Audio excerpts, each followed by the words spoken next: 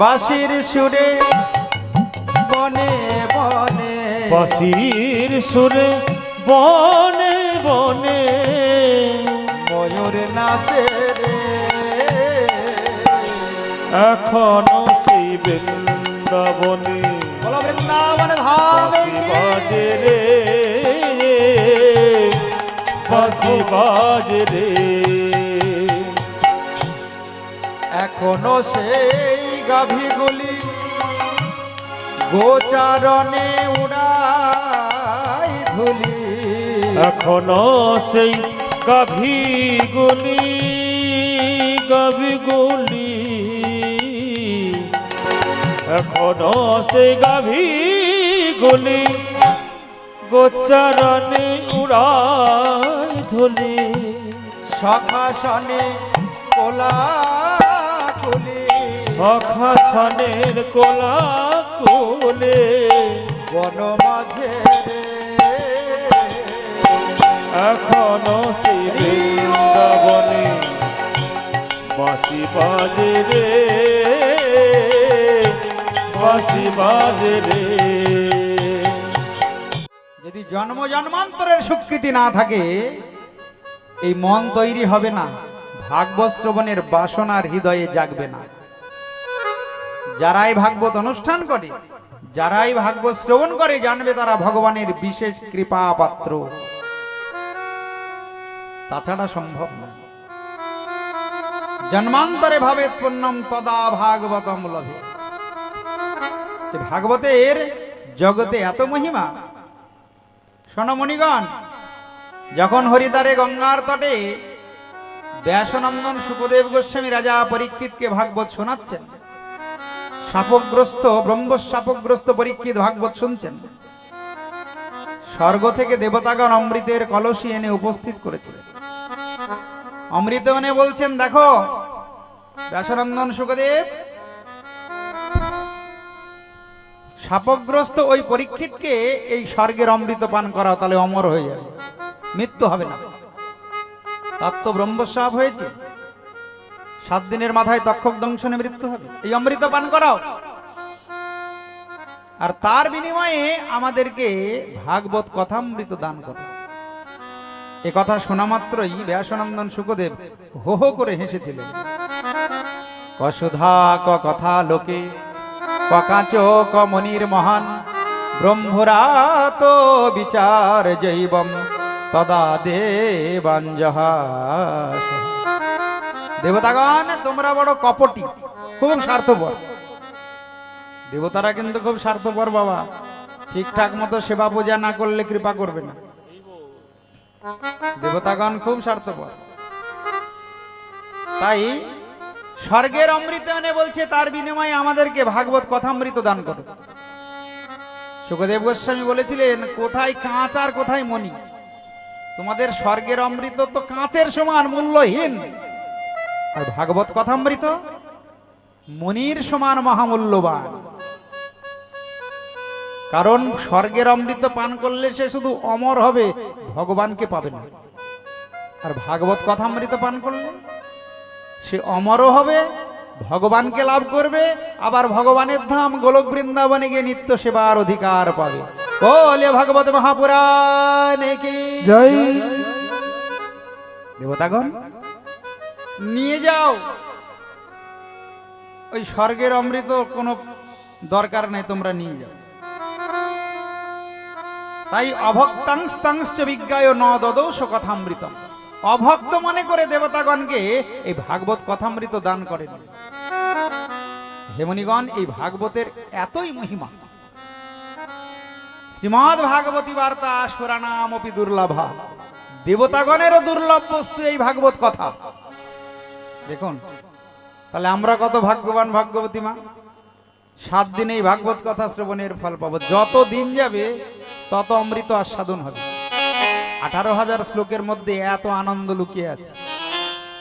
আজকে যে আনন্দ হচ্ছে, কালকে সে তার থেকে বাড়বে, তৃতীয় দিন তার থেকে আনন্দ অধিক আস্বাদন হবে, চতুর্থ দিন তো আরো আনন্দ আস্বাদন হবে। ওই দিন কৃষ্ণের জন্মলীলা, তারপরে বাল্যলীলা, তারপরে রাসলীলা, রুক্মিণী বিবাহ, তারপরে দ্বারকা লীলা।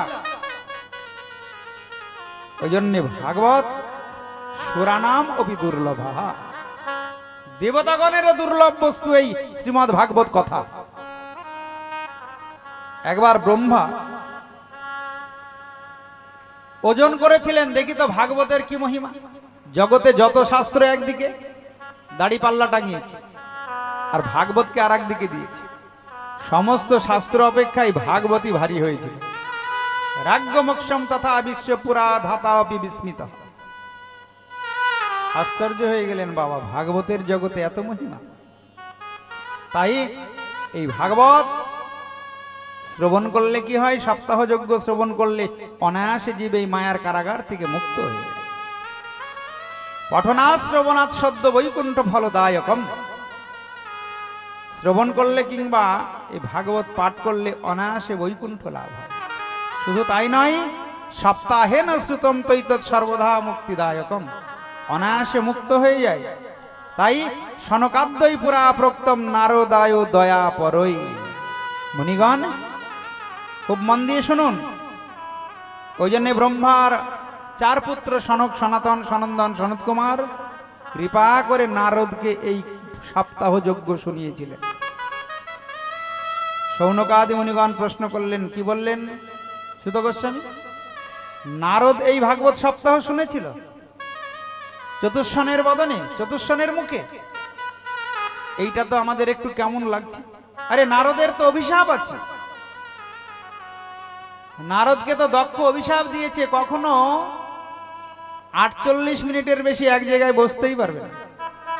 তো 7 দিন কি করে বসে ভাগবত শুনল? একটু কৃপা করে আমাদের বলুন। আপনি বললেন সনকাদ্যই পুরা প্রক্তম নারদায় দয়া পরে। কি করে নারদ এক জায়গায় বসে 7 দিন ভাগবত শুনেছে? নারদকে তো অভিশাপ দিয়েছে দক্ষ। কেন? যত সন্তান জন্ম দেয় নারদ করে কি সবকে বাবাজি বানিয়ে দেয়, সাধু বানিয়ে দেয়। নারদ গিয়ে বলে, এই মানব জন্ম কি ওই সংসারের ঘানি টানার জন্য নাকি? সংসারের বোঝা বওয়ার জন্য? একটা মন দিয়ে একজনের বেশি দুজনকে ভালোবাসা যায় না। একটা মন একজনের বেশি দুজনকে দেওয়া যায় না। যে মন তুমি সংসারে দিবে ওই মন আর গোবিন্দকে দিতে পারবে না। তাই সময় থাকতে তাড়াতাড়ি গোবিন্দকে মন দিয়ে ভালোবাসো, তোমার জনম ধন্য হয়ে যাবে। নারদ এমন করে বোঝায়, সব বাবাজি সাধু হয়ে যায়। দক্ষ চিন্তা করছে, আমি যত সন্তান জন্ম দিচ্ছি এই সবকে বাবাজি করে দিচ্ছি, এইবার যদি নারদ আসে আমি অভিশাপ দেব। এবার নারদ এসে বলছে, নারায়ণ নারায়ণ নারায়ণ। বলছে, নারায়ণ আমি অভিশাপ দিলাম, তুমি কোনো জায়গায় 2 ঘড়ির বেশি আর স্থির থাকতে পারবে না। তাই শৌনকাদি মুনিগণ প্রশ্ন করলেন সুত গোস্বামীকে, তাহলে দক্ষের অভিশাপ গেল কোথায়? আপনি যে বলছেন নারদ 7 দিন বসে ভাগবত শুনেছে। তো সুত গোস্বামী বলছেন, শুনুন, এর একটা ইতিহাস আছে। অত্রতে কীর্তয়িষ্যামি ভক্তিযুক্তম কথানকম সুখেন মম যৎপ্রোক্তম রহস্যম বিচার্যয়। খুব মন দিয়ে শুনুন, এর ঘটনা আছে। সপ্তাহ শ্রবণ বিধি কুমারস্তস্য ভাষিত। সর্বপ্রথম ওই সনকাদি মুনিগণই এই সপ্তাহ বিধি প্রচলন করে, আর শ্রোতা ছিলেন ওই নারদ। নারদ কি করে 7 দিন এক জায়গায় বসলো, ওই ঘটনাটা আগে বলি। একদাহি বিশালায় চত্বার ঋষয়মলা সৎসঙ্গার্থম সমায়তা দদৃশুস্তত্র নারদ। হে মুনিগণ, একবার বিশালায়াম অর্থাৎ বদ্রীনাথে সৎসঙ্গ লাভের আশায় এই ব্রহ্মার 4 পুত্র সনক, সনাতন, সনন্দন, সনত কুমার ভ্রমণ করছেন। হঠাৎ সেখানে নারদের সঙ্গে দেখা। নারদের সঙ্গে দেখা হতেই ওই চতুর্শন বললেন, কি ব্যাপার দেবর্ষিপাদ, আপনাকে দেখে খুব দুঃখী মনে হচ্ছে। ভক্তের তো কখনো দুঃখে থাকার কথা নয়, ভক্ত তো আনন্দে থাকবে। কথম ব্রহ্মণ দিন মুখ কুতশ্চাৎ চিন্তা তুরা ভবান তরিতাম গম্মতে কুত্র কুতশ্চাগমন তব কথম ব্রহ্মণ দিনমুখ। হে দেবর্ষিপাদ, আপনাকে এত দিনমুখ মানে দুঃখী মনে হচ্ছে, কারণটা কি? আপনি তো সব সময় ভগবানের নাম কীর্তনে ডুবে থাকেন, আনন্দে মগ্ন থাকেন, আপনাকে দেখে এত দুঃখী মনে হচ্ছে। মনে হচ্ছে যেন গতবিত্ত জন যথা, অর্থাৎ কোন ধনী ব্যক্তির ধন হারিয়ে গেলে সে যেমন দুঃখী হয়, এই রকম দেখে মনে হচ্ছে আপনার। কিন্তু তদেবম মুক্ত সংঘর্ষ নচিতম বদ কারণম, মুক্ত মহাপুরুষ যারা, তাদের তো কখনো দুঃখে থাকার কথা নয়। দেবর্ষিপাদ নারদ বললেন, তাহলে আমার মনের দুঃখের কথা শুনুন। একবার ত্রিভুবন ভ্রমণ করতে করতে আমি ভারত ভূমিতে আসি। আমার হৃদয়ে বাসনা হয় আমি তীর্থ ভ্রমণ করব। তীর্থ ভ্রমণ করার অভিলাষে আমি পুষ্কর গেলাম, প্রয়াগ গেলাম, কাশী গেলাম, গোদাবরী গেলাম, হরিক্ষেত্রম, কুরুক্ষেত্রম, শ্রীরঙ্গম, সেতু বন্ধনম। আমি তীর্থ ভ্রমণ করা শুরু করি, কিন্তু কোথাও আমার মনের শান্তি হয় না। কোথাও গিয়ে মানে আমি শান্তি পাই না। নাপস্যাম কুত্রচিৎ শর্ম মন সন্তোষ কারণম। আমি চিন্তা করলাম, দেখি তো যারা ত্যাগী মহাত্মা সাধু তাদের কাছে যাই। তো গিয়ে দেখি, ও বাবা, সাধুদের কাছে গিয়ে দেখি আরো ঝগড়া বেশি। পাখন্ডা নিরত সন্তহ বিরক্তস্ব পরিগ্রহ। দেখুন, দেবর্ষিপাদ নারদ এ কথা বলছেন 5000 বছর আগে, তাহলে এখন সাধুদের মধ্যে ঝগড়া হবে না? নারদ বলছেন পাখন্ডা নিরত সন্তহ বিরক্তস্ব পরিগ্রহ। সব পাষণ্ড হয়ে গেছে, গুরু ভাই মিল নাই, সাধু সন্তের সঙ্গে মিল নাই, একই গুরুর কাছে দীক্ষা নিয়েও ঝগড়া। তা আমি চিন্তা করলাম যাই গৃহস্থের বাড়ি। গৃহস্থের বাড়ি গিয়ে দেখি আর এক ঘটনা। গৃহস্থরা তো আর এক ঝামেলা জড়ো করে রেখে, তরুণী প্রভুতা গৃহে শ্যালক বুদ্ধিদায়ক। গৃহস্থের বাড়ি গিয়ে দেখি পত্নী গৃহের মালকিন, তার কথা মতোই গৃহস্থ সব কর্ম করে। সকালবেলা উঠে স্ত্রী যা রান্না করতে বলবে তাই রান্না করতে, বাজার করে নিয়ে আসতে হবে। গৃহস্থের মুখের কথায় কোনো কাজ হবে না। তরুণী প্রভুতা গৃহে শ্যালক বুদ্ধিদায়ক। আর জামাই বাবা কি করে? নিজের ভাইয়ের কাছে যুক্তি পরামর্শ করে না, কিন্তু স্ত্রীর ভাইয়ের কাছে সবকিছুতে যুক্তি পরামর্শ করে। এইরকম দেখে আমার মনে হলো আমি একটু বৃন্দাবনে যাই। বলে বৃন্দাবনে ধাম কি। তাই বৃন্দাবনের পথে আমি রওনা হলাম। শুনুন আমার কেন দুঃখ। দেবর্ষিপাদ নারদ ওই চতুষ্ষণকে বলছেন, আমি বৃন্দাবনের পথে রওনা হলাম। কেন? বৃন্দাবনে ভগবান নিত্য লীলা করে। তাই যামনম তটমাপন্ন যত্র লীলা হরে রভ। এখনো বৃন্দাবনে লীলা হয় গো। দাপর যুগে ভগবান যে লীলা করেছেন, এখন যে সে লীলা হয় না তা কিন্তু নয়। এখনো বৃন্দাবনে বাঁশি বাজে। সেই বাঁশির সুরে বনে বনে, বাঁশির সুরে বনে বনে ময়ূর নাচে রে।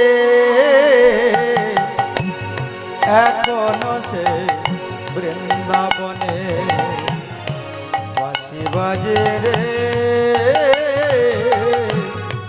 বাঁশি বাজে রে। সুন্দর মায়ের মন্দির, মাতৃ সাধক ভবা পাগলার লেখা এই গান। নাম শুনেছেন ভবা পাগলা? এই যে সুন্দর মায়ের মন্দির, মাতৃ সাধক ছিলেন ভবা পাগলা। খুব ভালো ভালো গান লিখেছিলেন। সে বলছে, বাঁশির সুরে বনে বনে, বাঁশির সুরে বনে বনে ময়ূর নাচে রে। এখনো সেই বৃন্দাবনে বলো বৃন্দাবনে ধাম বাঁশি বাজে রে, বাঁশি বাজে রে। এখনো সেই গাভীগুলি গোচারণে উড়াই ধুলি। এখনো সেই গাভীগুলি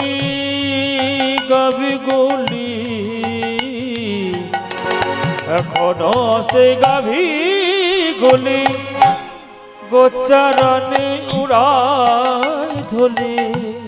সখাসনে কোলাকুলি সখাসনের কোলাকুলে বন মাঝে এখনো সেই বৃন্দাবনে বাঁশি বাজে রে বাঁশি বাজে রে। এখনো সেই রাধারানী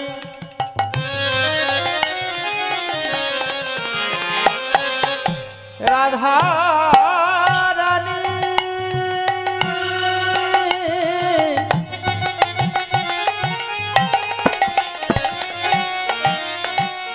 রাধারানী রাধারানী এখনো সেই রাধারানী বাঁশির সুরে পাগলিনী এখনো সেই রাধারানী বাঁশির সুরে পাগলিনী। অষ্ট সখীর শিরোমণি অষ্ট সখীর শিরোমণি নব সাজে রে এখনো সে বৃন্দাবনে বৃন্দাবনে বাঁশি বাজে রে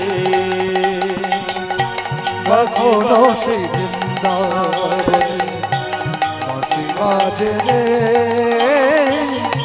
বাঁশি বাজে রে। বল রাধারানী কি দেবর্ষিপাদ নারদ বলছেন, দেখুন আমি মনে করলাম বৃন্দাবনে গেলে একটু আনন্দ হবে, কিন্তু বৃন্দাবনে এসে আমার মনে আরো দুঃখ অধিক হলো। কেন না, বৃন্দাবনে এসে দেখি এক আশ্চর্য ঘটনা। তত্তাশ্চর্য মায়া দৃষ্টম শ্রুয়াতম তন্মনীশ্বর।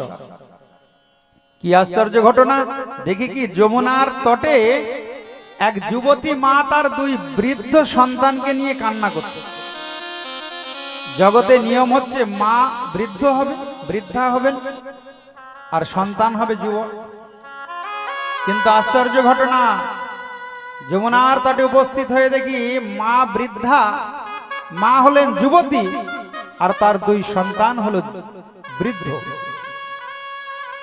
আর আমাকে দেখে তাড়াতাড়ি করে ওই যুবতী মা এসে বললেন, ভো ভসি সাধু সনম তিষ্ট মচ্চিন্তামপি নাশ। হে সাধু বাবা, একটু দাঁড়াও দাঁড়াও, আমার দুঃখ দূর করো, আমার মনে বড় কষ্ট। কি কষ্ট? না, আমি যুবতী, আমার ওই দুটি সন্তান বৃদ্ধ, তাই আমার দুটি সন্তান যদি যেন যুবক হতে পারে তার কোনো উপায় অবলম্বন করো। আমার দুই পুত্রের বৃদ্ধ দশা তুমি দূর করো। আমি জিজ্ঞাসা করলাম, দেবী তুমি কে, তোমার পরিচয়টা কি? তো ওই দেবী উত্তর দিলেন, অহম ভক্তি রীতিখ্যাতা ইমৌ মে তনৌ মতৌ। আমি হলাম ভক্তি দেবী, আর আমার দুই পুত্র, একজন জ্ঞান আর একজন বৈরাগ্য।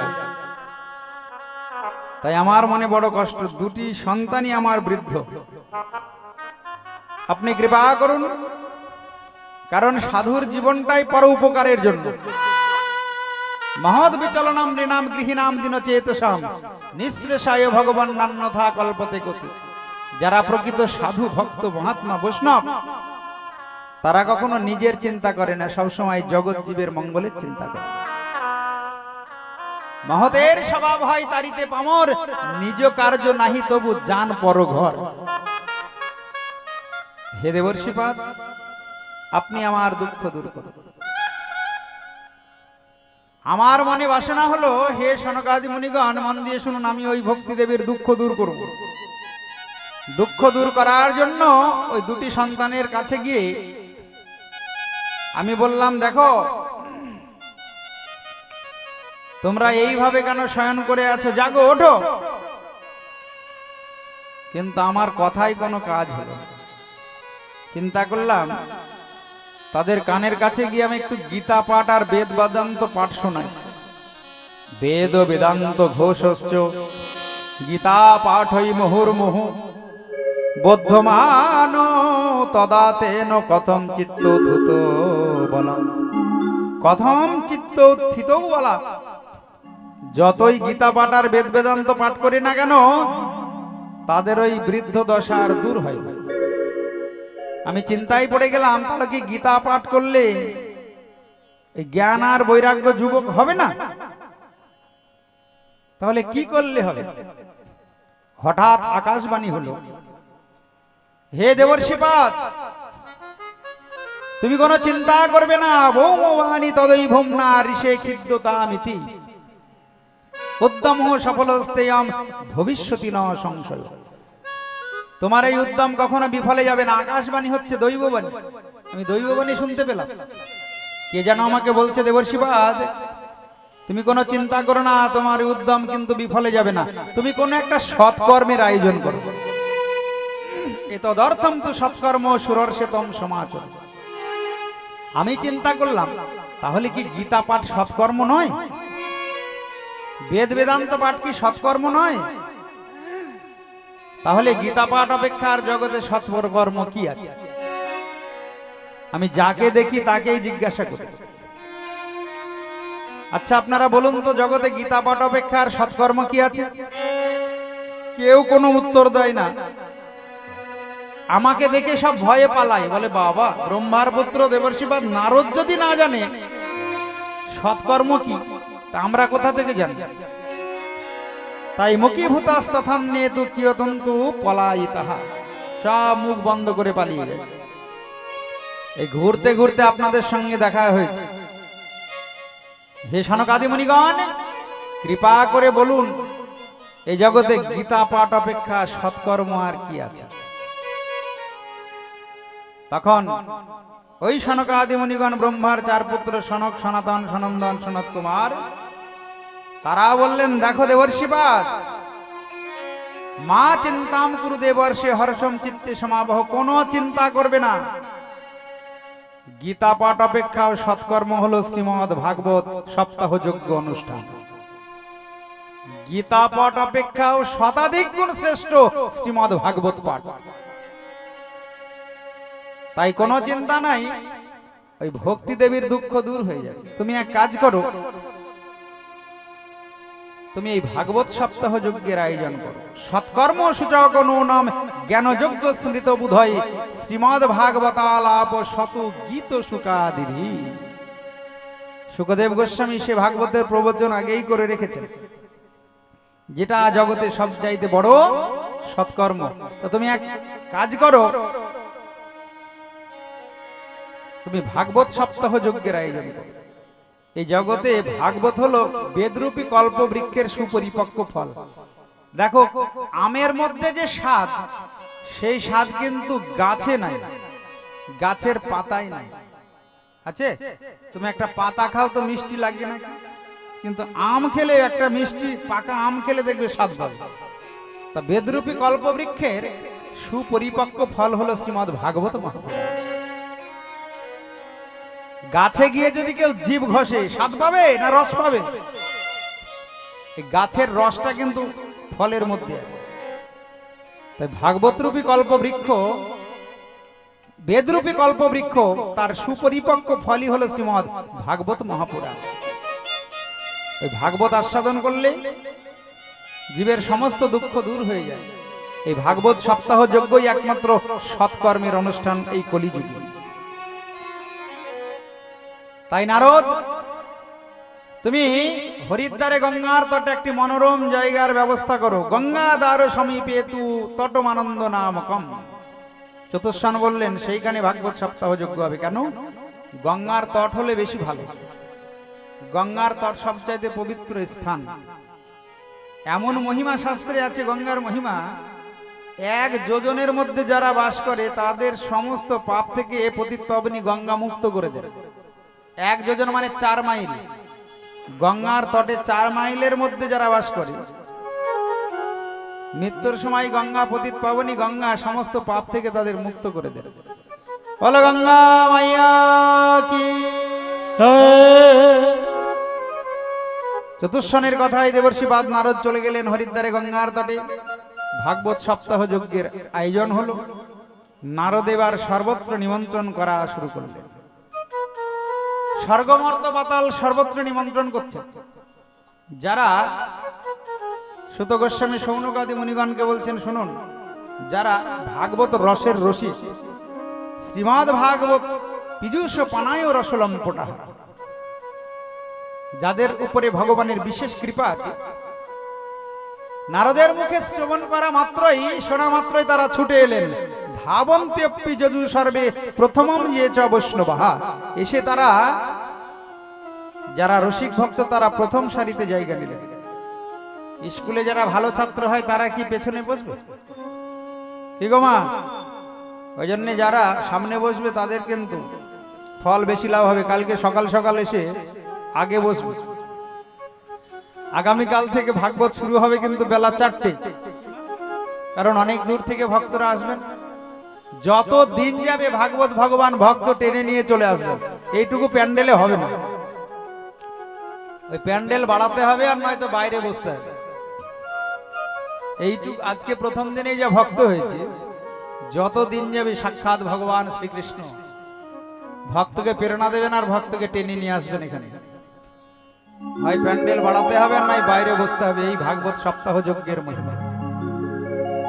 তাই রসলম্পটা অর্থাৎ যারা রসিক ভক্ত, ধাবন্ত্যপি যজু সর্বে প্রথম যে চ বৈষ্ণবাহা, তারা এসে সামনের সারিতে জায়গা নিলেন। কারা কারা এলেন? ভৃগুর বশিষ্ঠ চবনশ্চ গৌতম মিধাতিথির দেবল দেবরাত। ভৃগু, বশিষ্ঠ, চবন, গৌতম, মিধাতিথি, দেবল, দেবরাত, পরশুরাম, বিশ্বামিত্র, শাকল, মার্কেন্ডীয়, দত্তাত্রেয় আদি মহাত্মাগণ এসে হরিদ্বারে গঙ্গার তটে উপস্থিত হলেন। এইবার বক্তা হচ্ছে 4 জন, আর শ্রোতা নারদ আদি ভক্তগণ। সনক, সনাতন, সনন্দন, সনত কুমার এই হরিদ্বারে গঙ্গার তটে ভাগবত সপ্তাহের 4 জন বক্তা।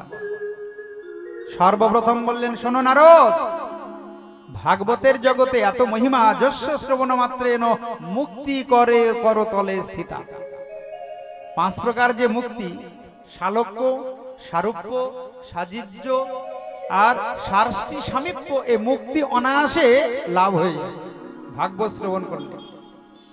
শুধু তাই নয়, সদা সেব্বা শ্রীমদ্ ভাগবতী কথা, যস্য শ্রবণ মাত্রেন হরিশ্চিত্তম সমাস্ত্র।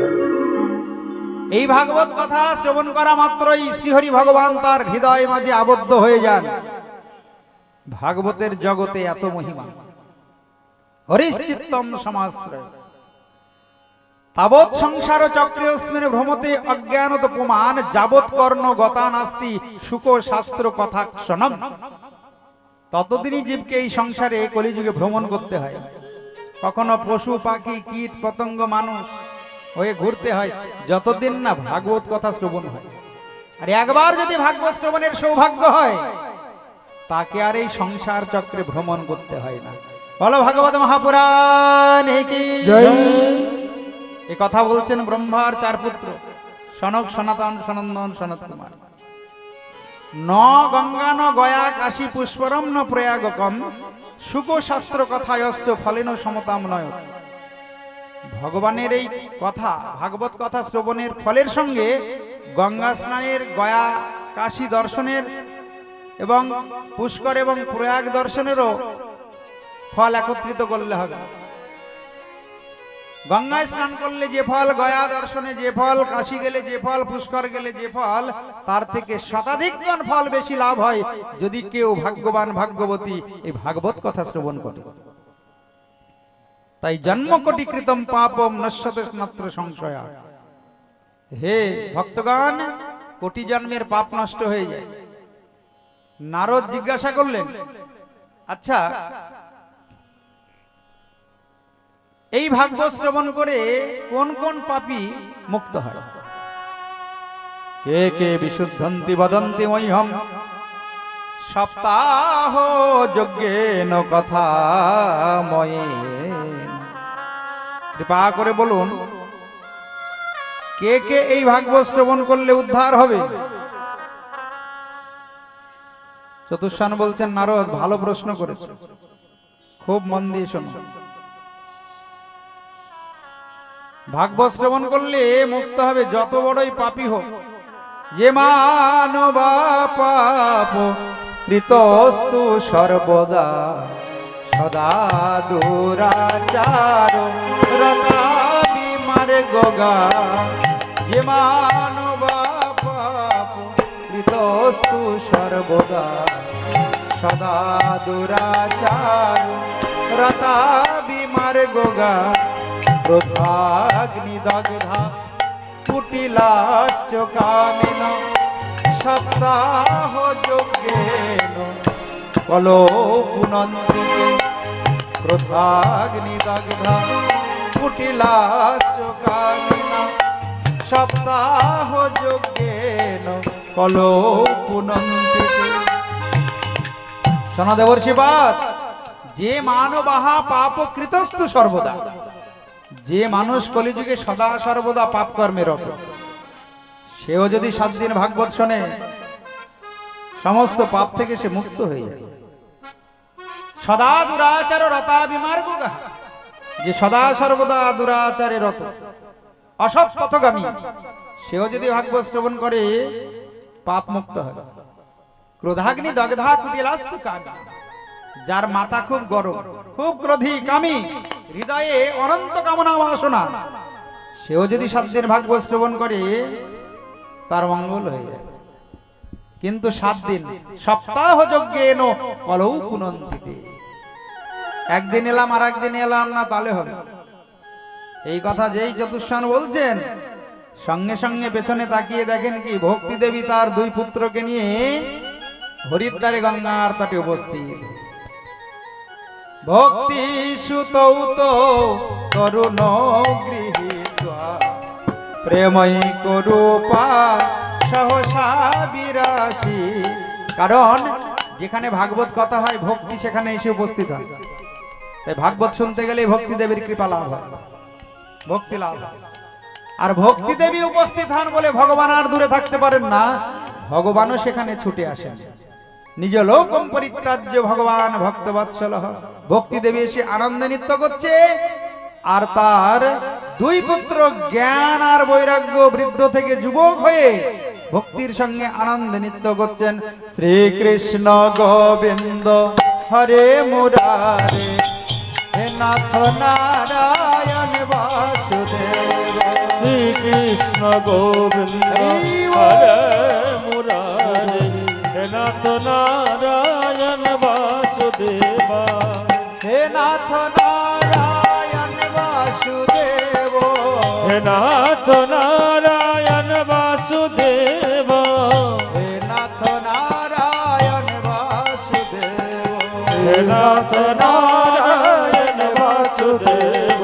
শ্রীকৃষ্ণ গোবিন্দ হরে মুরারে হে নাথ নারায়ণ বাসুদেব। শ্রীকৃষ্ণ গোবিন্দ হরে মুরারে হে নাথ নারায়ণ বাসুদেব। হে নাথ নারায়ণ বাসুদেব। হে নাথ নারায়ণ বাসুদেব। হে নাথ নারায়ণ বাসুদেব। হে নাথ নারায়ণ বাসুদেব। কৃষ্ণ গোবিন্দ হরে মুরারে হে নাথ নারায়ণ বাসুদেব।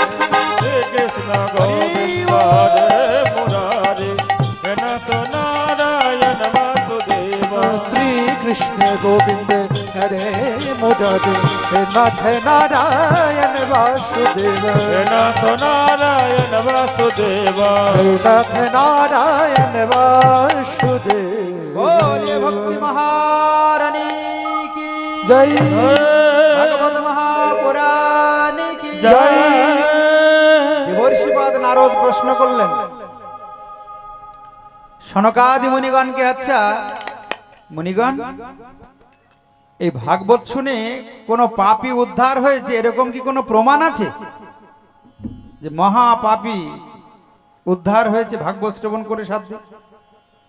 চতুর্দশন বললেন অবশ্যই প্রমাণ আছে। তোমাকে বড় উদাহরণ দেব, একটা মহা পাপী সেও 7 দিন ভাগবত শ্রবণ করে উদ্ধার হয়েছে। অত্রতে কীর্তয়িষ্যাম ইতিহাস পুরাতন যস্য শ্রবণ মাত্রেন পাপহানি প্রজায়তে। একটা ঘটনা বলবো যেটা শুনলে পাপ নষ্ট হয়ে যাবে, যারা শুনবে তাদেরই পাপ দূর হয়ে যাবে। খুব মন দিয়ে শুনবে মা, এই ঘটনাটা শুনলে পাপ নষ্ট হয়ে যাবে, আমাদেরও পাপ দূর হয়ে যাবে। যস্য শ্রবণ মাত্রেন পাপ হানি প্রজায়তে। চতুর্শন বলছে একটা ঘটনা দেখো, কত বড় পাপী ভাগবত শুনে উদ্ধার হয়েছে। উদাহরণ না দিলে তো বিশ্বাস হবে না, তাই উদাহরণ দিচ্ছেন। তুঙ্গভদ্রা তটে পূর্বম অভূতপত্ত নমোত্তম যত্র বর্ণা সধর্মেন সত্য সৎকর্ম তৎপরঃ। তুঙ্গভদ্রা নদীর তটে এক অনুপম সুন্দর নগর ছিল। সেখানে সমস্ত বর্ণের মানুষই নিজ নিজ ধর্ম অনুসারে সত্যাশ্রয়ী সৎকর্ম পরায়ণ ছিলেন। সেইখানে এক ব্রাহ্মণ বাস করতেন, তার নাম হলো আত্মদেব। আত্মদেব পুরে তস্মিন সর্ববেদ বিশারদা শ্রোত স্মার্ত নিষ্ণাত দ্বিতীয় জীব ভাস্কর। খুব পণ্ডিত, দ্বিতীয় জীব ভাস্কর, দ্বিতীয় সূর্যের মতো তেজস্বী ছিলেন এই আত্মদেব। ব্রাহ্মণ, জ্ঞানী এবং পণ্ডিত। অনেক দিন সংসার করেছেন কিন্তু কোনো সন্তান হয়। তো মনে বাসনা হলো সন্তান ছাড়া সংসারে থেকে লাভটা কি? আমি এতই ভাগ্যহীন, দুর্ভাগা, হতভাগা, আমার একটা সন্তান হলো। এই চিন্তা করে আত্মদেব ব্রাহ্মণ বনে গিয়ে ঋষিমুনি ঋষিদের চরণে শরণ নিলেন।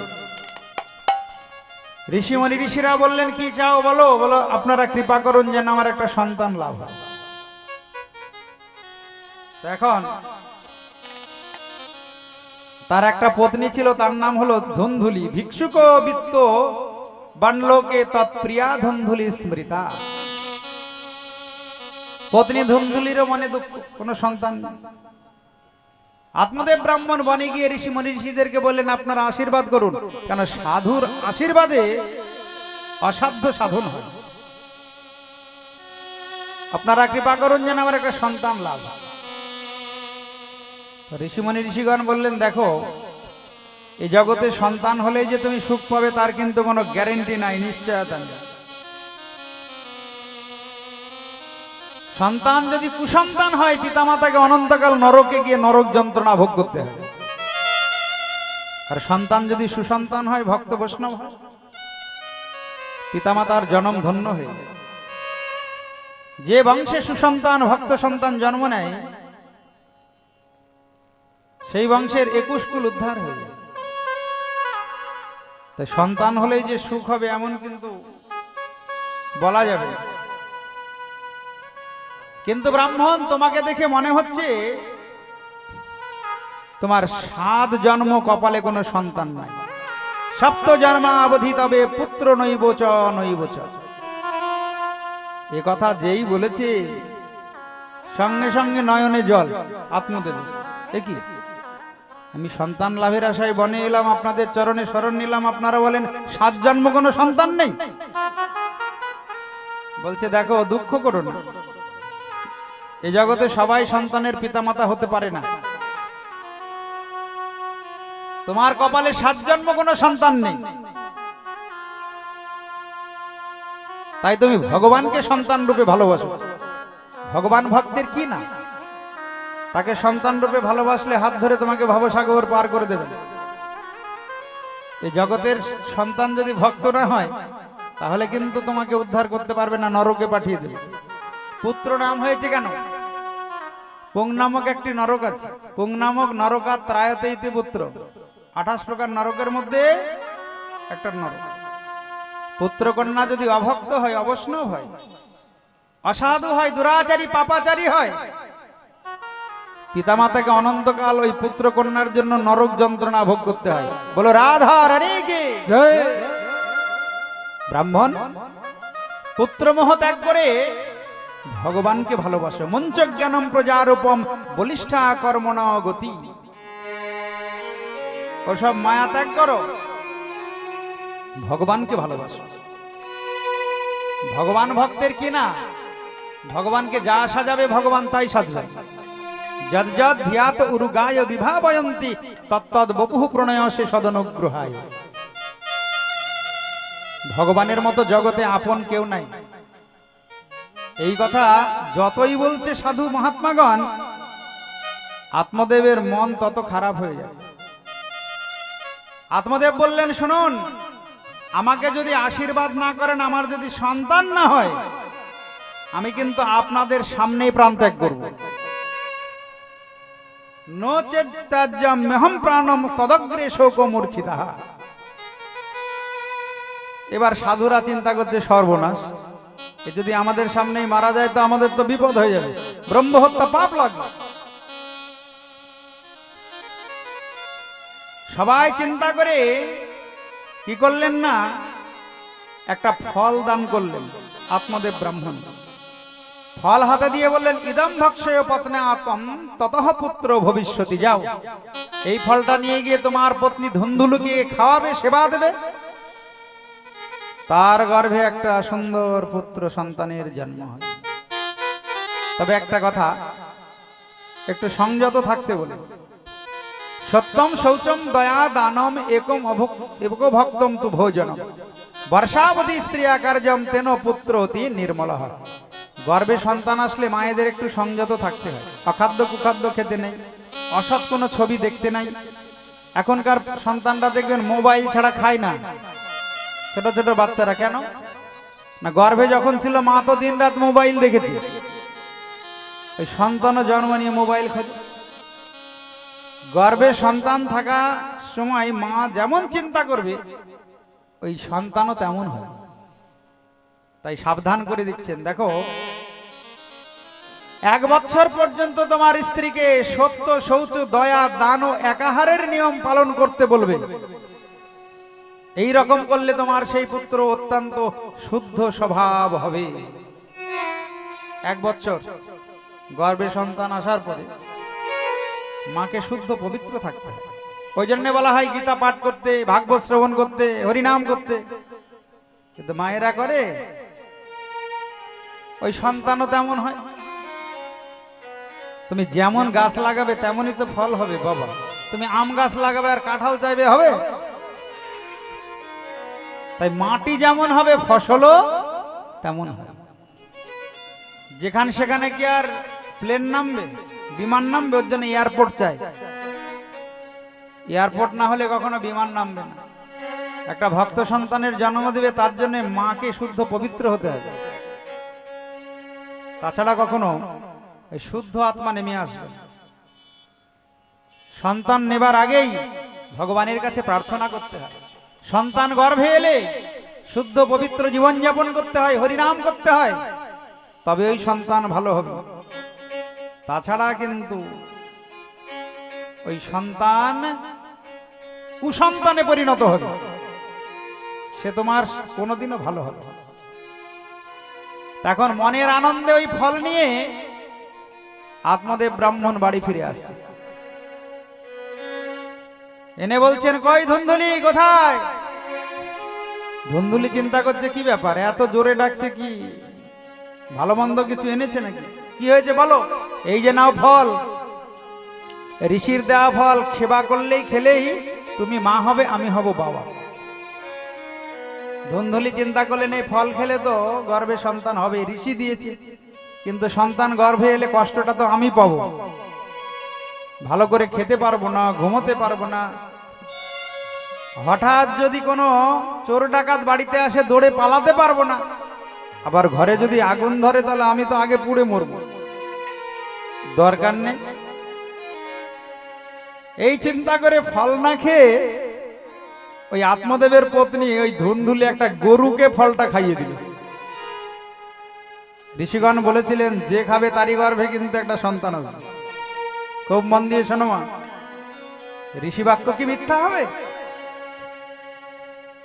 এইবার আত্মদেব বারবার গিয়ে খবর নেই, কি গো ধুনধুলি, কোন সন্তানের কোন সম্ভাবনা দেখছো? ধুনধুলি বলে আরে ফল খেলেই সন্তান হবে, একটু সময় তো লাগবে। বিপদ থেকে মুক্ত হওয়ার জন্য সন্তান সম্ভবা ভগ্নীকে ডাকলেন, নিজের বোনকে একদিন ডেকে ওই ধুনধুলি বললেন দেখ বিপদে পড়েছে, ঋষি বাক্য তো মিথ্যা হবে না, সন্তান তো উপহার দিতেই হবে। তো তোর গর্ভে একটা সন্তান আছে, তোর সংসারে বড় অভাব, ওই সন্তান হলে তুই আমাকে সন্তান দিয়ে যাবি, তার বিনিময়ে তোকে টাকা পয়সা ধন সম্পদ আমি কিছু দেব। তার ওই বোন সন্তান জন্ম হওয়ার সঙ্গে সঙ্গে রাতারাতি ওই সন্তানকে ধুনধুলির নিকটে দিয়ে গেল। হঠাৎ সকাল হতে না হতে ধুনধুলি আত্মদেবকে ডেকে বলে এই নাও সন্তান, ফল খেয়ে সন্তান হয়েছে। আত্মদেবের তো আনন্দের সীমা নাই, আত্মদেবের মনে বড় আনন্দ, অনেক সাধনার ফলে এই সন্তানকে পেয়েছে। সুত গোস্বামী শৌনকাদি মুনিগণকে বললেন দেখুন, ত্রিমাসে নির্গতি চাথ সাধেন হো শিশুবের ভকম। 3 মাস যেতে না যেতে ওই গরুর পেট থেকে, গোমাতার উদর থেকে আর একটা মানব শিশুর জন্ম হলো। সর্বাঙ্গ সুন্দরম দিব্যম নির্মলম কনক প্রভম। সে দেখতে বড় সুন্দর, কিন্তু দেখতে মানুষের মতো সুন্দর হলে কি হবে, কান দুটি গরুর মতো। আত্মদেব নাম রাখলেন গোকর্ণ। আর ওদিকে ধুন্ধুকারী ওই বোনের সন্তানের নাম রাখলেন নিজের নামের সঙ্গে মিল করে ধুন্ধুকারী। দুটি সন্তান বড় হয়, গোকর্ণও বড় হয়, ধুন্ধুকারীও বড় হয়। গোকর্ণ পণ্ডিত জ্ঞানী, ধুন্ধুকারী মহাখল। দুজন দুরকম হয়ে গেল। গরুর উদর থেকে যার জন্ম হলো সে হলো পরম পণ্ডিত জ্ঞানী, আর ধুন্ধুকারী হলো মহাখল। খল কাকে বলে? আমাদের বৃন্দাবনে ব্রজবাসীরা এই খল শব্দটা ভালো ব্যাখ্যা করে। খল, যে শুধু খায়, যার কাজ হচ্ছে খানা আর লড়না, যে খায় আর ঝগড়া করে তাকে খল বলে।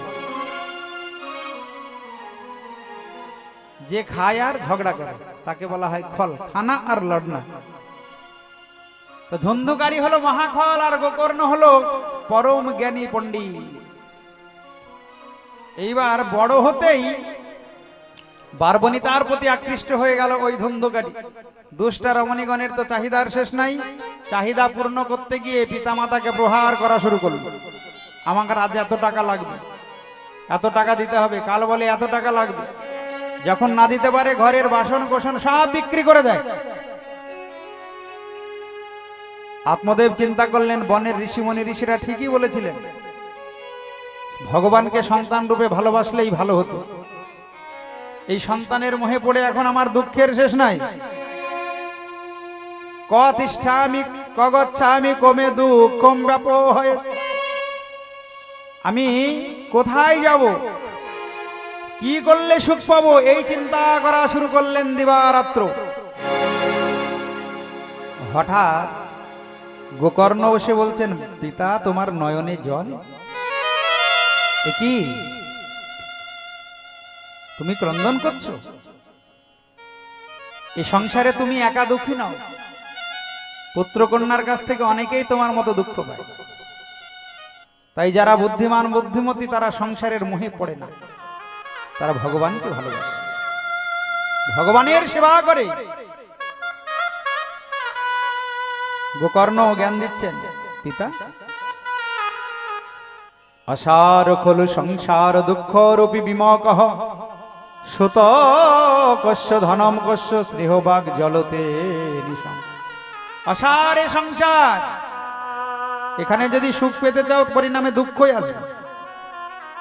দেখো এই জগতে কেউ সুখী নয়, ন চন্দ্রস্য সুখম কিঞ্চিত না সুখম চক্রবর্তী না সুখম অস্তি বিরক্তস্য মনের একান্ত জীব। পিতা, এই জগতে ইন্দ্রও সুখী নয়। অনেকে মনে করে একতলা বাড়ি দুতলা হলে মনে হয় একটু সুখ হবে, আনন্দ হবে, দুতলা করলো, তারপরে আবার বাসনা জাগে তিনতলা হলে মনে হয় ভালো হবে। যত তালা বাড়ে তত জ্বালা বেড়ে যায়, যত ধন সম্পদ বাড়বে তত জীবনের জ্বালা বাড়বে। কারণ ধন সম্পদ লক্ষিত চঞ্চলা, তোমার মনকে চঞ্চল করে দেবে। তাই জগতে ইন্দ্রিয়েরও সুখ নাই পিতা। নচেন্দ্রস্য সুখম কিঞ্চিত ন সুখম চক্রবর্তী না। আমাদের দেশের প্রধানমন্ত্রী নরেন্দ্র মোদী সুখ আছে, হাজারো ফোন, খাওয়ার সময় নাই, ঘুমানোর সময় নাই। মুখ্যমন্ত্রী পদে যিনি আছেন তার সুখ আছে, ঝামেলার শেষ নাই। ওই জন্য জগতে কে সুখী? একজন সুখী, সুখমস্তি বিরক্তস্য মনের একান্ত জীবিনহা। এই জগতে সুখী হলো ত্যাগী বৈরাগী সাধু, যে সর্বস্ব ত্যাগ করে গোবিন্দের চরণে শরণ নিয়ে ভজন করছে। এই জগতে সে সুখী পিতা। তাই মঞ্চ জ্ঞানম প্রজারূপম মহত নরকে গতি। এই জগতে স্ত্রী পুত্র ভাই বন্ধুর প্রতি আসক্তির কারণেই জীব অনন্তকাল নরক যন্ত্রণা ভোগ করে। মঞ্চ জ্ঞানম প্রজারূপম, ওসব আসক্তি ছাড়ো, আসক্তি ত্যাগ করে বনে গিয়ে ভগবানের ভজন করো। সর্বম ত্যক্ত্বা বনম ব্রজ। এই সংসারে সুখ খুঁজলে তুমি সুখ পাবে না। এই সংসারে সুখ তো নাই। মরুভূমিতে জল কভু মিলে না যেমন, সংসারে শান্তির আশা জানি হো তেমন। মরুভূমিতে গিয়ে যদি কেউ জল খোঁজে, কি গো বাবা, মরুভূমিতে জল পাবে? তৃষ্ণা মিটবে? এই সংসার হলো মরুভূমি।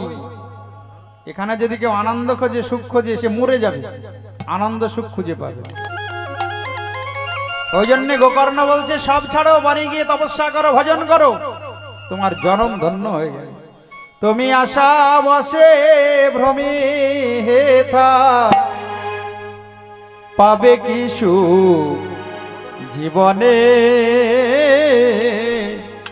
একবার ভাবো মনে, একবার ভাব মনে, ভাব মনে। তুমি আশা বসে ভ্রমে হেথা, তুমি আশা বসে ভ্রমি হেতা, পাবে কি সুখ জীবনে? ভাব মনে, হরি ও ভাব মনে, ভাব মনে। কে তুমি কোথায় ছিলে, কি করিতে হেথা এলে? কে তুমি কোথায় ছিলে, কি করিতে হেথা এলে?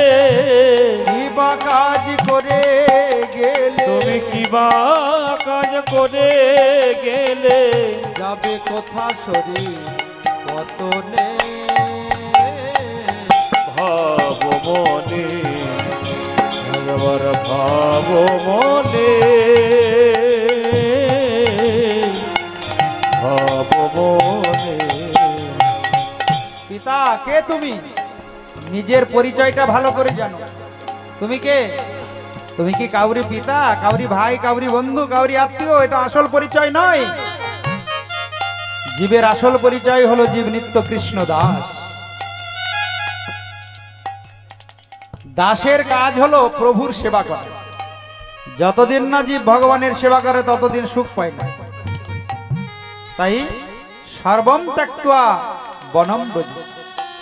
গোকর্ণের কথায় বৈরাগ্যের উদয় হলো। ওই আত্মদেব সংসার ত্যাগ করে বনে গিয়ে মুনি ঋষিদের চরণে শরণ নিয়ে ভজন করে ভগবানকে লাভ করলেন। বনে গিয়ে দিনরাত ভগবানের সেবা পূজা করে আর নিয়মিত ভাগবতের দশম স্কন্ধ পাঠ করে তিনি ভগবান শ্রীকৃষ্ণকে লাভ করলেন। আর ওদিকে ধন্ধকারী মায়ের উপরে অত্যাচার শুরু করলো। একদিন মাতা ধন্ধুলি একটি কূপে ঝাঁপ দিয়ে প্রাণ বিসর্জন দিলেন। কূপে পাতহ কৃত রাত্র তেনসা নিধনম গত। মা মারা গেল। ধন্ধকারী চিন্তা করলেন আমি বাড়িতে একা। বারবনিতাগণকে সব ডেকে এনে আনন্দে জীবন কাটানো শুরু করলেন। বারবনিতাগণ চিন্তা করলেন কোথা থেকে চুরি ডাকাতি করে টাকা পয়সা নিয়ে আসে, আমরা বিপদে পড়ব। একদিন গভীর রাত্রে ভালো করে দড়ি দিয়ে বেঁধে মুখে আগুন দিয়ে ঘুমন্ত ধন্ধকারীকে দড়ি দিয়ে বেঁধে গলায় ফাঁস দিয়ে তাকে হত্যা করল। তপ্তাঙ্গার সমহংস তন্মুখে হি বিচিক্ষিপু।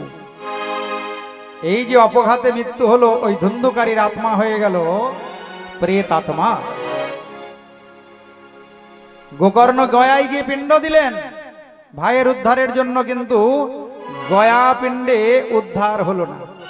বাড়িতে শয়ন করে আছেন, দেখে কখনো বিড়ালের ডাক শোনা যায়, কখনো কুকুরের ডাক, কখনো ভেড়ার ডাক। হাতে জল নিয়ে মন্ত্রপুত করে যেই ছড়িয়েছেন, ওই প্রেতাত্মা কথা বলছে দেখো দাদা, আমি তোমার ভাই, তুমি আমাকে উদ্ধার করো। কেন? আমি যে গয়ায় পিণ্ডদান করলাম, গয়া পিণ্ডদানে আমি উদ্ধার হব না। গয়া শ্রাদ্ধ সতে নাপি মুক্তির বিনা ভবিষ্যতি। তুমি অন্য কোনো উপায় চিন্তা করো। গোকর্ণ তখন সূর্যদেবের তপস্যা করা শুরু করলেন। সূর্য নারায়ণ ভগবান দর্শন দিয়ে বললেন, গোকর্ণ, গয়া পিণ্ডদানে তোমার ভাই প্রেতাত্মা ধন্ধকারী উদ্ধার হবে না, অন্য কোনো উপায় অবলম্বন করতে হবে। সেই উপায়টা কি? শ্রীমদ ভাগবত সপ্তাহ যজ্ঞ অনুষ্ঠান। শ্রীমদ ভাগবতান মুক্তি সপ্তাহ বচনাম কুরু ইতি সূর্য বচঃ সর্বই ধর্মরূপম তু বিস্তৃতম। সূর্যদেব বললেন, ভাগবত সপ্তাহ যজ্ঞের আয়োজন করো। জীবনে কোনো বিদেহী আত্মার জন্য যদি 7 দিন সপ্তাহ যজ্ঞের আয়োজন করা হয়, ওই আত্মার সদ্গতি হয়। যেমন স্বর্গীয় ধ্রুবপদ সাহানা মহাশয়ের আত্মকল্যাণার্থে ভাগবত সপ্তাহ যজ্ঞের আয়োজন, ওই ধ্রুবপদ সাহানার আত্মার সদ্গতি হয়ে যাবে। তিনি যেখানে যেভাবেই থাকুন না কেন, সে আত্মার সদ্গতি নিশ্চিত। তাই কখনো যদি কাউরি প্রিয়জন আত্মার সদ্গতি চাই, কোন বিদেহী আত্মার, তাকে ভাগবত সপ্তাহ যজ্ঞ অনুষ্ঠান করতেই হবে। এছাড়া দ্বিতীয় কোনো পথ নেই। একবার দুবার নয়, 100 বারও যদি সব ওই গয়ায় গিয়ে পিণ্ড দেয়, ওই প্রেতাত্মা উদ্ধার হয় না। তাই গোকর্ণ ওই ধন্ধকারীর আত্মাকে উদ্ধার করার জন্য সপ্তাহ যজ্ঞের আয়োজন করেছিলেন। যেই একদিন করে ভাগবত কথা শেষ হয়, একটা করে বাঁশের গাঁট ফেটে যায়। কেন না, অদূরে একটি সপ্ত গ্রন্থিযুক্ত বাঁশের মধ্যে এসে ওই প্রেতাত্মা ধন্ধকারী আশ্রয় নিয়েছিলেন। একদিন করে ভাগবত শেষ হয় আর একটা করে বাঁশের গাঁট ফেটে যায়। যেই 7 দিন সপ্তাহ শেষ হলো, সুন্দর রূপ ধারণ করে সামনে এসে দর্শন দিলেন, দিয়ে বললেন, দেখো, বংশে যদি একজনও বৈষ্ণব হয়, সেই বংশের 21টা কুল উদ্ধার হবে। তাই তোমার জন্য আজকে আমি উদ্ধার হওয়ার সৌভাগ্য লাভ করেছি। দিব্য রূপ ধরো জাত তুলসী দাম মণ্ডিত পিত বাসা ঘনশ্যাম মুকুটি কুণ্ডলান্বিত। সুন্দর কুণ্ডল, মনোহর মুকুট ধারণ করে তুলসী মালায় শোভিত হয়ে এসে দর্শন দিলেন। বললেন, শুধু দেখো, ভাগবতের জগতে এত মহিমা, ভাগবতের জন্যই আজকে আমি উদ্ধার হয়েছি। ধন্যা ভাগবতী বার্তা প্রেত পীড়া বিনাশিনী সপ্তাহপি তথা ধন্য কৃষ্ণ লোক ফলপ্রদ। কোন প্রেতাত্মার উদ্ধারের জন্য যদি ভাগবত সপ্তাহের আয়োজন করা হয়, প্রেতাত্মা উদ্ধার হয়ে যাবে। শুধু উদ্ধার হবে না, উদ্ধার হয়ে এসে কৃষ্ণ লোক অর্থাৎ গোলক বৃন্দাবনে যাবে। বল ভাগবত মহাপুরাণে কি জয়। ওই ধন্ধকারী কে নেবার জন্য বৈকুণ্ঠ থেকে পার্শ্বদগণ বিমান এনেছে। যারা ওই গোকর্ণের মুখে ভাগবত শুনছেন, অন্যান্য ভক্তগণ প্রশ্ন করলেন, কি ব্যাপার, ভাগবত তো আমরা সবাই শুনেছি, একটা বিমান কেন এলো? গোকর্ণ বলল, দেখো এই হরির দাসাহা উঁচু, অর্থাৎ ওই পার্শ্বদগণ উত্তর দিচ্ছে যে আমরা একটা বিমান কেন এনেছি, সবাই কিন্তু মন দিয়ে ভাগবত শোনে। এইখানে যারা ভাগবত শুনছে তাড়াতাড়ি বাড়ি যাওয়ার চিন্তা করছে, বাড়ি যেতে হবে, রান্না করতে হবে, রাত্রি হয়ে গেল, তারা কি ভাগবত শ্রবণের পূর্ণ ফল পাবে? কিন্তু যারা মন দিয়ে শুনছে তারা কিন্তু ভাগবতের ফল পেয়ে যাবে। বাবা, সংসারে যত থাকবে তত মায়ার বন্ধনে আবদ্ধ হবে, আর যত সংসার ছেড়ে সাধু সঙ্গে থাকবে মায়ার বন্ধন ভববন্ধন থেকে তত তাড়াতাড়ি মুক্ত হবে। বলো কৃষ্ণচন্দ্র ভগবান এই কি। তাই ভাগবত শুনেছে সবাই, কিন্তু মন দিয়ে সবাই শোনেনি। ওই জন্য আমরা একটা বিমান এনেছি এই শুধু ধন্ধুকারীকে নিয়ে যাবার জন্য। ধন্ধুকারী ওই প্রেতাত্মা উদ্ধার হওয়ার জন্য এক মন দিয়ে 7 দিন ভাগবত শুনে। তাই শ্রবণস্য বিভেদেন ফলভেদত্র সংস্থিত। শ্রবণের পার্থক্যে ফলেরও পার্থক্য।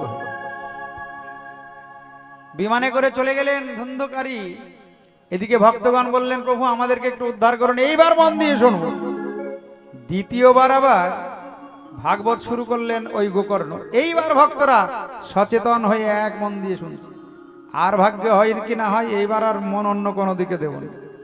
যেই 7 দিন ভাগবত শেষ হয়েছে, অনেকগুলি বিমান এসে উপস্থিত হয়েছে।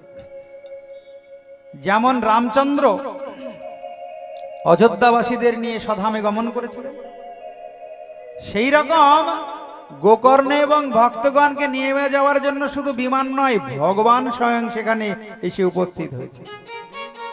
ভগবান উপস্থিত হয়ে গোকর্ণকে আগে বক্ষে জড়িয়ে ধরলেন। গোকর্ণকে বক্ষে জড়িয়ে ধরে কেন জড়িয়ে ধরলেন? না, যারা ভাগবত কথা, হরি কথা, কৃষ্ণ কথা প্রচার করে তারা ভগবানের একান্ত নিজজন, তাছাড়া ভগবানের কথা প্রচার করতে পারবে না। জগতে তাদেরকে ভুরিদা বলা হয়েছে। ভাগবতে রাধারানী ব্রজগোপীগণ তাদেরকে ভুরিদা বলেছে, মানে মহাদাতা, যে দানের ফল কোনোদিন নষ্ট হয় না। এই জগতে যতই ধন সম্পদ কাউকে দান করো না কেন, তার ফল সাথে যাবে না। কিন্তু যে ভাগবত পাঠক ভাগবত কথা দান করবে, প্রচার করবে, সেই কথা যারা শ্রবণ করবে তার ফল শেষের দিনে সঙ্গে যাবে, কোনোদিন নষ্ট হবে। তাই যারা ভগবানের কথা প্রচার করে তারা ভগবানের একান্ত নিজজন। শ্রবণ মঙ্গলম শ্রীমদাততম ভুবি গৃণন্তিতে ভুরিদা জনাঃ। এই পৃথিবীতে যারা এই ভগবানের কথা কীর্তন করে, প্রচার করে, তারা ভগবানের নিজজন। তাই গোকর্ণকে এসে ভগবান স্বয়ং বক্ষ মাঝে জড়িয়ে ধরলেন। জড়িয়ে ধরে যত ভক্ত সেখানে উপস্থিত ছিলেন, সমস্ত ভক্তকে ভগবান সঙ্গে নিয়ে স্বধামে গমন করলেন। অযোধ্যাবাসিনঃ পূর্বম যথা রামেণ তং সঙ্গতা তথা কৃষ্ণেন তে নিতা গোলকম যোগী দুর্লভ। ত্রেতাযুগে শ্রীরামচন্দ্র যেমন অযোধ্যাবাসীদের নিয়ে সাকেত ধামে গমন করেছিলেন, সাকেত ধাম মানে নিজ ধাম অযোধ্যা, সেই রকম ভগবান শ্রীকৃষ্ণ গোকর্ণে এবং সমস্ত ভক্তগণকে সঙ্গে নিয়ে তিনি গোলক বৃন্দাবনে গমন করলেন। তাই যেখানে ভাগবত সপ্তাহ যজ্ঞ হয় সেখানে ভক্তি উপস্থিত থাকে, সেখানে ভগবান এসে উপস্থিত হন। আর যারা 7 দিন এক মনে প্রাণে ভাগবত কথা শ্রবণ করে, ভগবান তাদেরকে সঙ্গে করে নিয়ে সোজা গোলক বৃন্দাবনে যান। বলিয়ে ভাগবত মহাপুরাণ। তাই ভাগবত শ্রবণ অনেক জন্মের সৌভাগ্য হয়। সুত গোস্বামী শৌনকাদি মুনিগণকে বললেন, এই ভাগবত কথা বড়ই পবিত্র, একবার মাত্র শ্রবণে এই সমস্ত পাপ রাশিকে ভস্মীভূত করে দেয়। শ্রাদ্ধকালে পাঠ করলে পিতৃগণের অত্যন্ত তৃপ্তি হয়, আর নিত্য পাঠ করলে অনায়াসে মুক্তি লাভ। তো এখন নারদ একটা প্রশ্ন করে বসলেন শৌনকাদি মুনিগণকে, যে আচ্ছা এই ভাগবত সপ্তাহ যজ্ঞের নিয়মটা একটু কৃপা করে বলুন, কি কি ভাবে এই ভাগবত সপ্তাহ যজ্ঞ অনুষ্ঠানের আয়োজন করতে হয়। তো চতুর্শন বলছে, আর তো বেশি সময় নাই, এই শেষ হয়ে গেল প্রথম দিনের কথা, একটু মন দিয়ে শোনো। তীর্থে বাপি বনে বাপি গৃহে বা শ্রবণম মতম বিশালা বসুধা যত্র কর্তব্যম তৎকথা স্থল। শোনো না দেবর্ষিবাদ, এই সপ্তাহ যজ্ঞের আয়োজন কোন তীর্থে গিয়ে করা যায়। গয়া, তারপরে অযোধ্যা, এলাহাবাদ, প্রয়াগ, সেইখানে গিয়েও ভাগবত সপ্তাহ যজ্ঞের আয়োজন করা যায়। তীর্থে বাপি বনে বাপি, বনে মানে বৃন্দাবনে। কেউ যদি মনে করে বৃন্দাবনে গিয়ে আমি সপ্তাহ যজ্ঞ অনুষ্ঠান করব, তাও হবে। আর গৃহে বা শ্রবণম মতম, নিজ গৃহে যদি বড় জায়গা থাকে তবুও নিজ গৃহে সপ্তাহ যজ্ঞের আয়োজন করা যায়। আর বিশালা বসুধা যত্র, যেমন এই অনেক বড় মাঠ, এই সমস্ত বড় মাঠেও বড় প্যান্ডেল করে এই সপ্তাহ যজ্ঞের আয়োজন করা যায়। বিশালা বহুধা যত্র কর্তব্যম তৎকথা স্থলম।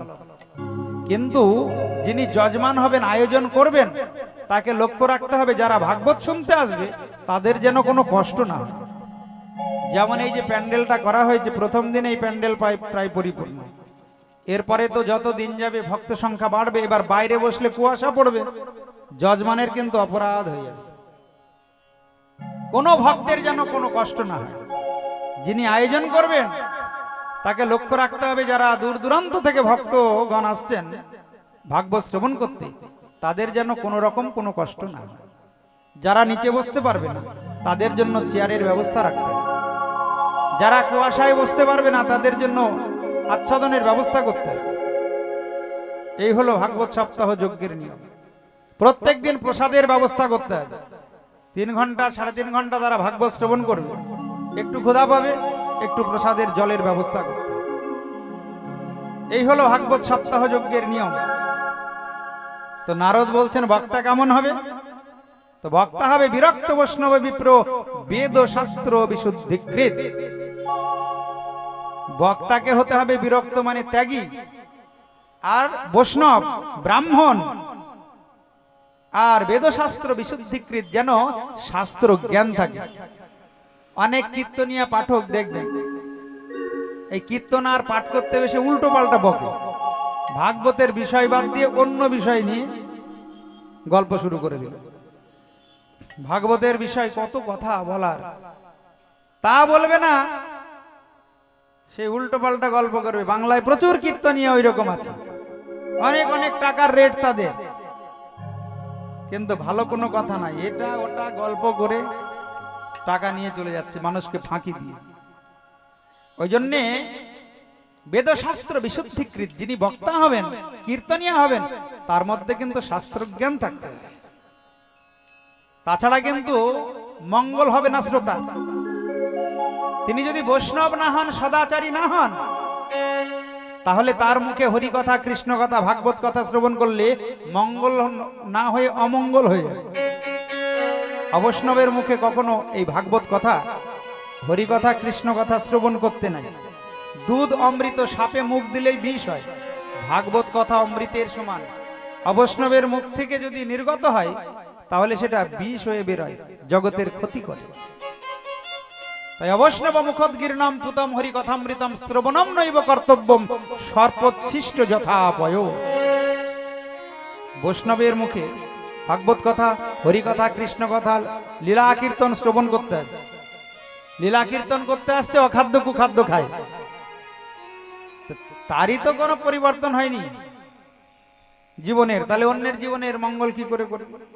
নেশা করে, তাদের মুখে ভগবানের কথা শোনা যাবে না। তাই পরিষ্কার ভাগবতে বলছেন বিরক্ত বৈষ্ণব বিপ্র বেদ শাস্ত্র বিশুদ্ধিকৃত। সদাচারী ভক্ত বৈষ্ণব যদি না হয়, তার মুখে ভগবানের কথা শ্রবণ করলে উল্টো ফল লাভ হয়। বলো রাধা রানী কি জয়। অনেক ধর্ম বিভ্রান্ত স্ত্রৈন পাখণ্ডবাদিনঃ শুক শাস্ত্র কথোচ্চারে ত্যাজ্যাস্তে যদি পণ্ডিতাহা। বড় যদি পণ্ডিত হয় কিন্তু সে যদি অনেক ধর্ম বিভ্রান্ত, ভগবান শ্রীকৃষ্ণের চরণে যদি তার শুদ্ধা ভক্তি না থাকে, তার মুখে ভাগবত কথা শুনবে না। আর যদি পাষণ্ড হয়, স্ত্রৈন হয়, একদম তার মুখে ভগবানের কথা শুনবে না। সে যদি গুরুও হয় তাকে ত্যাগ করবে। যদি কখনো অসদাচারী কোনো বৈষ্ণবের কাছে দীক্ষা কেউ নিয়ে নেয়, শাস্ত্রে বলা আছে অবৈষ্ণব পুতম মন্ত্রম নরকাদ গতি, অবৈষ্ণব উপদিষ্টেন মন্ত্রেণ নিরয়ং ব্রজে। বলছে অবৈষ্ণবের কাছে যদি কেউ মন্ত্র দীক্ষা নিয়ে নেয় তাহলে তার নরক গতি হয়। তাহলে যদি ভুল হয়ে যায় কি করা যাবে? শাস্ত্র বললেন পুনশ্চ বিধিনা সম্যক গ্রাহয়েদ বৈষ্ণবাদ গুরু। আবার তুমি তাড়াতাড়ি শুদ্ধ বৈষ্ণবের চরণে শরণ নিয়ে তাকে গুরু রূপে বরণ করবে, তাছাড়া তোমার দুর্লভ মানব জন্ম কখনো ধন্য হবে না। শুদ্ধ সদাচারী যিনি শাস্ত্রের অনুশাসন মেনে চলেন, সেই রকম ভক্ত বৈষ্ণবের কাছে ভগবানের কথা শুনতে হবে। আচ্ছা, শ্রোতা কেমন হবে? বলছে শ্রোতাও কেমন হবে? মন দিয়ে শোনো। শ্রোতা শুধু এসে বসলেই শ্রোতা নয়। হে দেবর্ষিপাদ, বিষ্ণু দীক্ষা বিহীনা নাম নাধিকারো কথা শ্রবে। খুব মন দিয়ে শোনো মা, হয়ে গেছে আর 5 মিনিট। সনকাদি মুনিগণ বলছেন ভাগবত যারা শ্রবণ করবে তারা যদি দীক্ষিত হয় তাহলে ভাগবত শ্রবণের পূর্ণ ফল তাদের লাভ হবে। অদীক্ষিত হয়ে যদি ভাগবত শ্রবণ করে ফল লাভ হবে, কিন্তু কিছু কম ফল লাভ হবে। বিষ্ণু দীক্ষা বিহীনা নাম নাধকারো কথা শ্রবে। ওই জন্য গুরুচরণ আশ্রয় করে সদ্গুরুদেবের চরণে শরণ নিয়ে যদি ভাগবত সপ্তাহ যজ্ঞের আয়োজন করা যায়, ভাগবত শ্রবণ করা যায়, তাহলে ভাগবতের পূর্ণ ফল লাভ। বলো গুরুদেব ভগবান কি জয়। ব্রহ্মচর্যম অধোশক্তিম পত্রাবল্লম চ ভোজনম। এই 7 দিন একটু ব্রহ্মচর্য পালন করতে হবে। যারা 7 দিন কথা শ্রবণ করে পূর্ণ ফল লাভ করতে চায়, গৃহস্থ জীবনে যারা আছেন তাদের একটু ব্রহ্মচর্য মানে সংযত জীবন যাপন করতে হবে। এই 7 দিন কখনো আমিষ আহার করা যাবে না। এই 7 দিন নিরামিষ খেতে হবে, যেটা ভগবানকে দেওয়া যায় সেটা সেবা করতে হবে। ভাগবত শুনলাম, বাড়ি গিয়ে ওই গলা কাটলাম, তাহলে পারে কিন্তু ভাগবতের ফল দাঁড়াবে না। এই 7 দিন নিরামিষ আহার করতে হবে যদি ভাগবত শ্রবণ করে কেউ আত্মকল্যাণ চাই। ভগবানকে যেটা না দেওয়া যাবে সেটা খাওয়া পাপ। তুমি এই জন্মে যাকে খাবে পরের জন্মে সে আবার তোমাকে খাবে। তুমি ভাবছো আমার দিন এইরকম যাবে, তুমি এই জন্মে যাকে হত্যা করবে পরের জন্মে আবার সে তোমাকে হত্যা করবে। সকর্ম ফলভোগ পুমান। ওই জন্য কখনো ভগবানকে যা না দেওয়া যায় তা খেতে নাই গো মা। মানুষের আহার কি? মানুষের আহার নিরামিষও নয়, মানুষের আহার হলো ভগবানে নিবেদিত প্রসাদ। যেটা ভগবানকে দেওয়া যাবে, তুলসী পাতা যার উপরে দেওয়া যাবে, সেটাই হলো মানুষের আহার। তাই গীতায় ভগবান বললেন প্রসাদ সর্বদুঃখা নাম হানিরস্য উপজায়তে। মহাপ্রভু কলিযুগে এসে বললেন উদর ভরিয়া কর প্রসাদ সেবন, প্রেমানন্দে করো হরি নাম সংকীর্তন। হরি বল, হরি বল। বল সচিনন্দন গৌর হরি কি জয়। তাই তোমরা কৃষ্ণ বলে বাহু তুলে নাচো রে ভাই, হরি বলে একবার কৃষ্ণ বলে দুটি বাহু তুলে নাচো রে ভাই, হরি বলে। কৃষ্ণ বলে দুটি বাহু তুলে নাচো রে ভাই, হরি বলে। একবার কৃষ্ণ বলে দুটি বাহু তুলে নাচো রে ভাই, হরি বলে। মনের জ্বালা দূরে যাবে, কৃষ্ণ প্রেম উদয় হবে। মনের জ্বালা দূরে যাবে, কৃষ্ণ প্রেম উদয় হবে। একবার কৃষ্ণ বলে বাহু তুলে চলো চলো বৃন্দাবনে। একবার কৃষ্ণ বলে দুটি বাহু তুলে নাচো রে ভাই, হরি বলে। একবার কৃষ্ণ বলে দুটি বাহু তুলে নাচো রে ভাই। সবাই ধীরে ধীরে এসে ভাগবতকে প্রণাম।